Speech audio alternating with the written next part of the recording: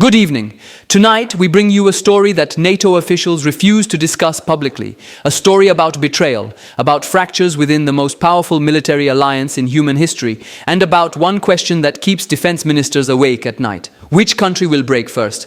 This is not speculation. This is happening right now, behind closed doors in Brussels, Washington, and every European capital that depends on collective security. Let's begin with the facts. NATO was founded in 1949 on a single, unbreakable promise. Article 5. An attack on one member is an attack on all. This principle has kept the peace in Europe for 75 years. It stopped Soviet expansion. It deterred Russian aggression. It made war between major powers unthinkable. But today, that promise is being tested. Not by Moscow, not by Beijing, by NATO's own members. We start with the most obvious suspect, Hungary. Prime Minister Viktor Orbán has positioned himself as NATO's most reliable obstructionist. While 31 allies condemn Russia's invasion of Ukraine, Hungary blocks aid packages. While the European Union tightens sanctions, Budapest maintains banking channels with Moscow. While NATO calls for unity, Orbán flies to meet Vladimir Putin personally. The pattern is undeniable. In December 2023, Hungary single-handedly delayed 50 billion euros in EU assistance to Ukraine. In February 2024, Orbán vetoed NATO's formal support for Kyiv. Month after month, the same story repeats. But here is what most coverage misses. Hungary's danger isn't ideological. It's geographical. Pull up any military map of Eastern Europe. Hungary borders Ukraine directly. It controls critical rail lines, highways, and airspace that NATO would need in any large-scale conflict. If war spreads beyond Ukraine's borders, Hungarian cooperation isn't optional. It's essential. And Orbán knows his leverage precisely. He has calculated that NATO cannot afford to isolate him, that Europe cannot afford to push Hungary toward Moscow, that no matter how many times he breaks with alliance policy, the consequences will remain symbolic. So far, he has been correct, but Hungary represents only the surface of this crisis. The deeper fracture lies elsewhere. We turn now to Turkey. No NATO member holds more strategic power than Ankara, control of the Bosphorus Strait, the only passage between the Black Sea and the Mediterranean, the alliance's second largest standing army, a geographic position bridging Europe, Asia, and the Middle East. Turkey is irreplaceable. And Turkey is unreliable. President Recep Tayyip Erdogan has spent the past decade testing NATO's limits. The pattern is consistent and deliberate. 2019, Turkey purchases Russia's S-400 missile defense system. This is not a minor procurement decision. This is a NATO member installing Russian military hardware on its soil, Russian technicians, Russian software, Russian access to a NATO defense network. Washington responds with sanctions. Turkey loses access to the F-35 fighter program. Billions in economic penalties follow. Erdogan does not reverse course. He escalates. 2020. Turkey launches military operations in Syria against Kurdish forces, the same forces that fought alongside American troops against ISIS. Coordination with NATO allies? None. Advance warning? None. 2022. Sweden and Finland apply for NATO membership after Russia's invasion of Ukraine. The process should take weeks. Turkey blocks it for over a year, demanding political concessions entirely unrelated to Nordic security. The message is clear. Turkish membership comes with conditions, and those conditions change based on Ankara's interests, not the alliance's needs. Defense analysts in Washington now operate under a disturbing assumption. In any major conflict with Russia, Turkey's position cannot be predicted. Erdogan may honor Article 5.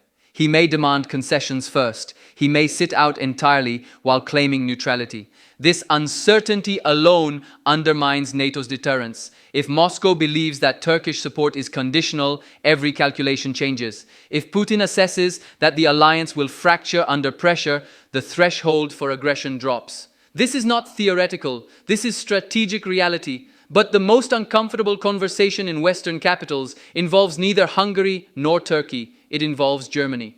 The economic engine of Europe.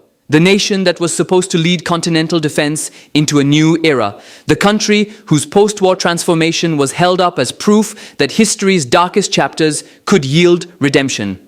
Germany has failed. The evidence is overwhelming. For 2 decades, Berlin pursued a policy of strategic dependence on Russian energy. Nord Stream 1, Nord Stream 2, billions of cubic meters of natural gas flowing directly from Siberia to German industry. German leaders called this interdependence. They called it peaceful engagement.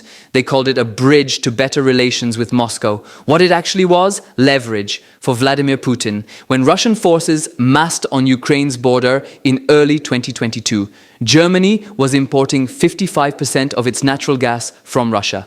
55%, a NATO member, dependent on the adversary that NATO exists to deter.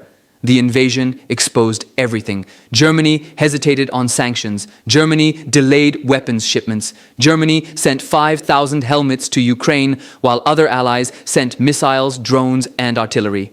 Chancellor Olaf Scholz announced a Zeitenwende, a historic turning point, 100 billion euros for defense modernization, a new commitment to NATO's 2% spending target, a fundamental reorientation of German security policy. That was nearly 3 years ago.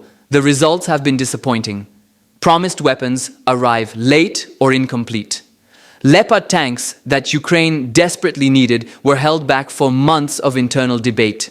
Air defense systems remain stuck in procurement delays. The German military, the Bundeswehr, still struggles with basic readiness. A recent parliamentary report found that fewer than half of Germany's Puma infantry fighting vehicles were operational. Helicopter availability rates remain critically low. Ammunition stockpiles are insufficient for sustained combat. This is NATO's largest European economy. This is the nation that should anchor continental defense, and it cannot field a functional military. But Germany's weakness extends beyond hardware. It's a matter of will. Polls consistently show German public opinion skeptical of military spending. Political parties across the spectrum resist defense prioritization.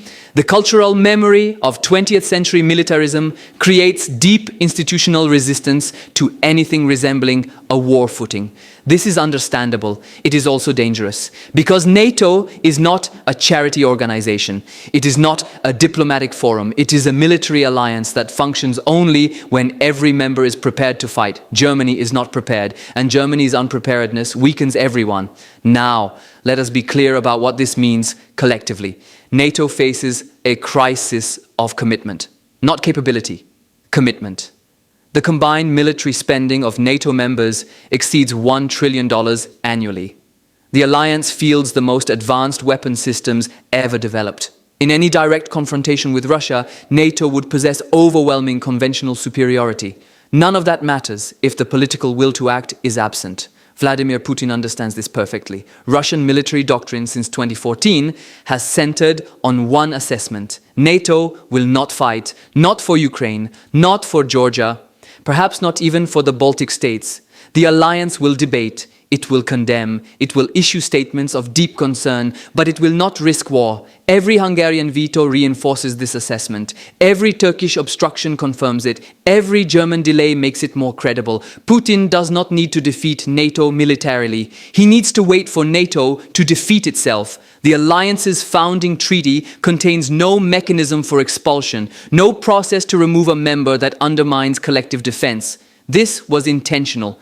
The founders wanted commitment to feel permanent, irreversible. They never anticipated members who would exploit that permanence, countries that take the security guarantee while refusing the obligations, nations that hide behind Article 5 while working against its purpose. This is where we stand tonight. NATO remains the most powerful military alliance in history. Its combined resources dwarf any potential adversary. Its members include the world's most advanced economies and most capable armed forces.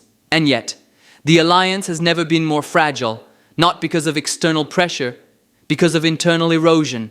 The question facing Western leaders is not whether NATO can survive.